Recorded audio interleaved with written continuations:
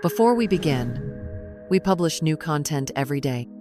So be sure to subscribe to our channel and ring the bell to get notified about our latest videos.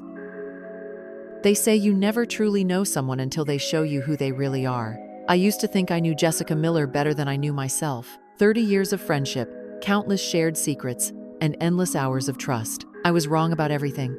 My name is Karina Williams, and at 56, I learned the hardest lesson of my life. The person I trusted most in this world was the one who destroyed everything I held dear. This is the story of how I lost everything and found myself.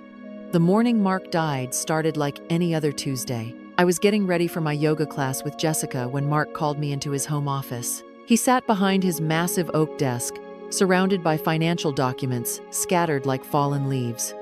Mark looked up at me with those tired blue eyes I had fallen in love with 37 years ago. He told me he suspected someone was embezzling from the company. The numbers did not add up. Transactions were happening that he never authorized, and money was disappearing in ways that made no sense. I felt my heart skip. Jessica and I had been helping with the bookkeeping for months.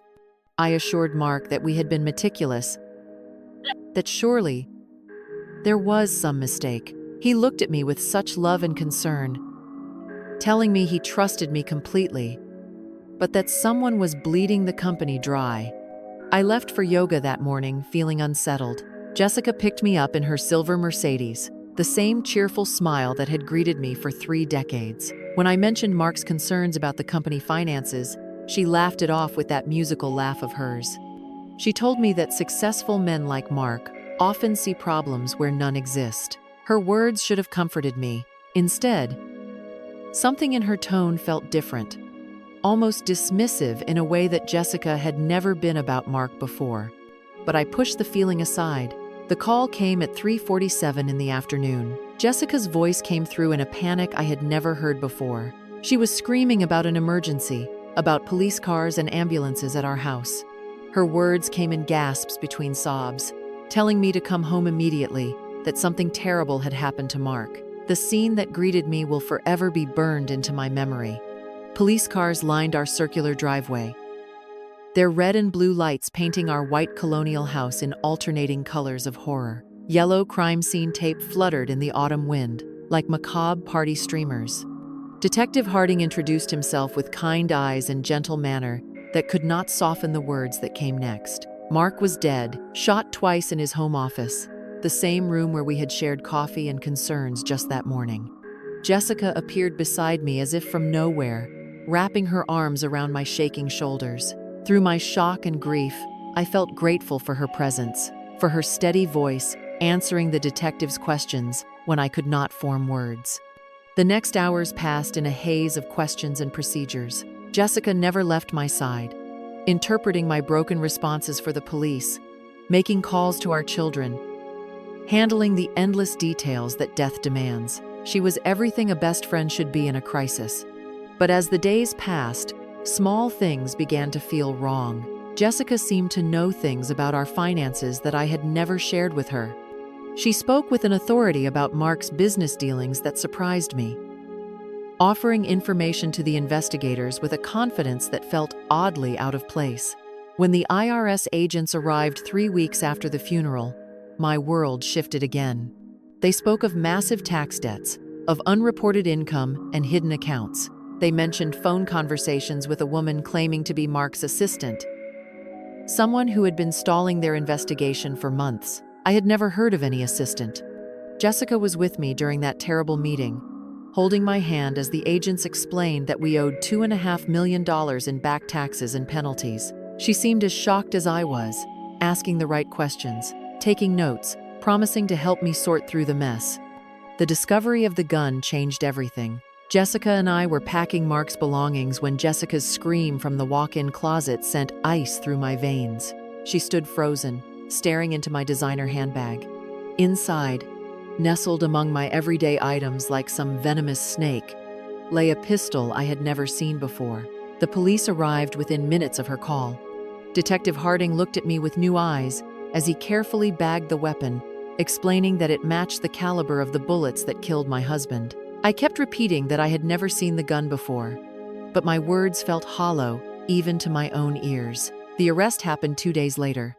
As Detective Harding read me my rights, I saw Jessica standing in our driveway, tears streaming down her face, her hand pressed to her mouth in horror. Even in my devastation, I felt grateful that she was there.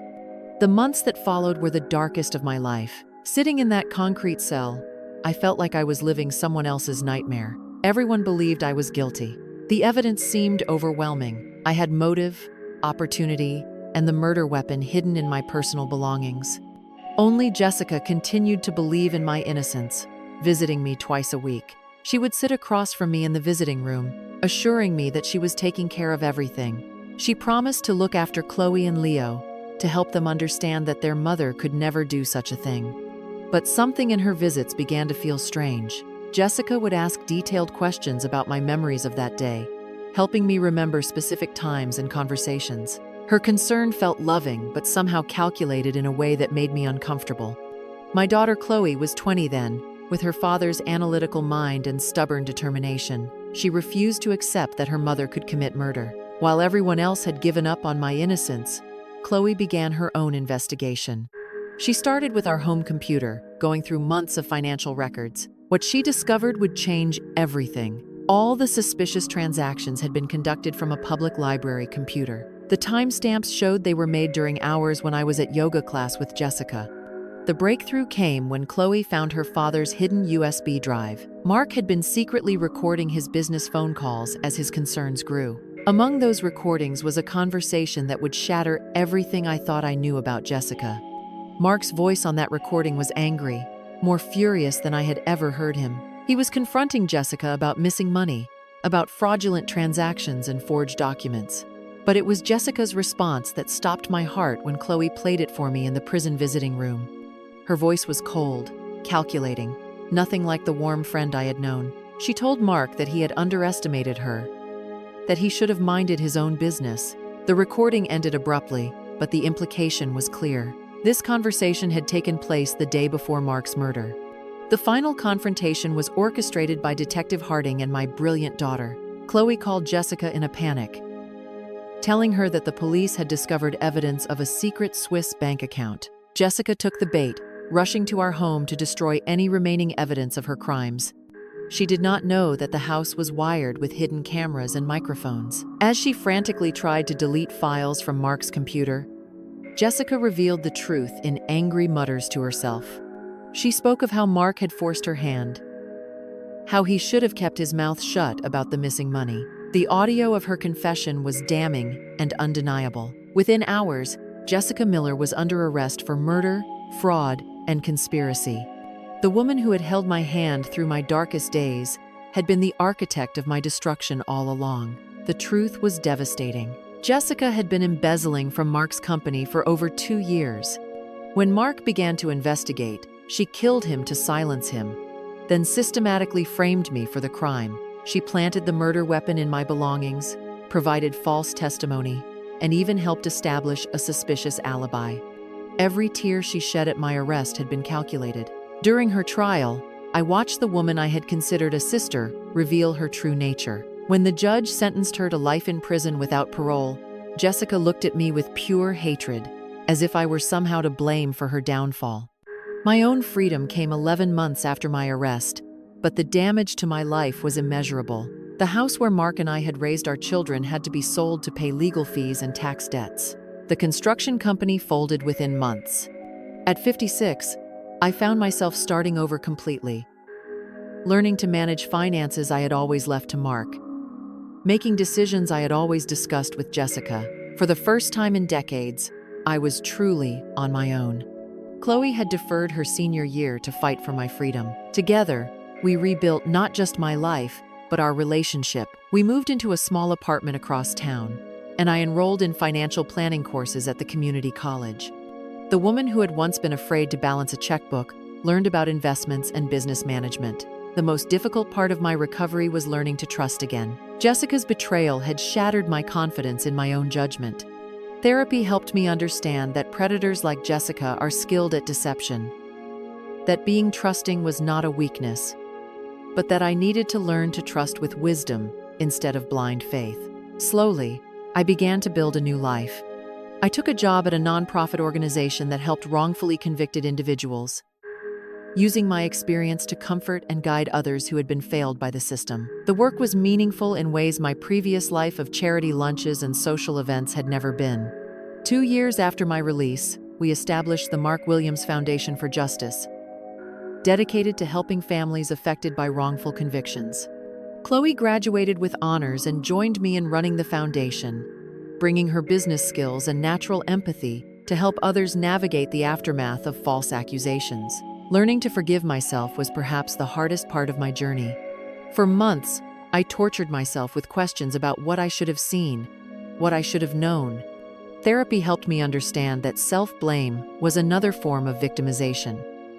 That Jessica's ability to deceive me was not evidence of my failure, but proof of her skillful manipulation. 5 years have passed since that terrible morning when I lost both my husband and my best friend in different ways. The woman I am today would be unrecognizable to the Karina Williams, who trusted so completely and questioned so little. I have learned to verify before trusting, to ask hard questions even when they feel uncomfortable. The small house where we live now is filled with warmth and honesty in ways our grand colonial never was. We talk about difficult things openly. We make decisions together as a team. And we have learned to find joy in simple pleasures rather than impressive appearances. I still miss Mark every day, but the grief has softened from the sharp agony of fresh loss to a gentle ache of remembrance. I talk to his picture each morning, telling him about our children's accomplishments and the work we do in his name. The foundation has helped dozens of families over the past few years, providing legal assistance, emotional support, and practical guidance for people whose lives have been shattered by false accusations. Each person we help validates the meaning we have created from our suffering, transforming our pain into purpose. The future stretches ahead of me now with possibility rather than dread. At 61, I am more confident and capable than I was at 31, when I thought I knew everything about love and trust. There are still difficult moments, but I have learned to sit with discomfort rather than run from it, to trust my instincts even when they conflict with my hopes. The greatest gift of my ordeal, if it can be called a gift, is the knowledge that I am stronger than I ever imagined possible. The woman who once needed others to make her decisions and validate her worth has become someone who can stand alone if necessary, who can see clearly through deception, who can rebuild from nothing. Jessica took my husband, my financial security, my social standing, and nearly my freedom. But she could not take my capacity to love, to grow, to help others, or to find meaning in suffering. In trying to destroy me, she ultimately freed me to become the person I was always meant to be. That is a victory she will never understand, and one she can never take away.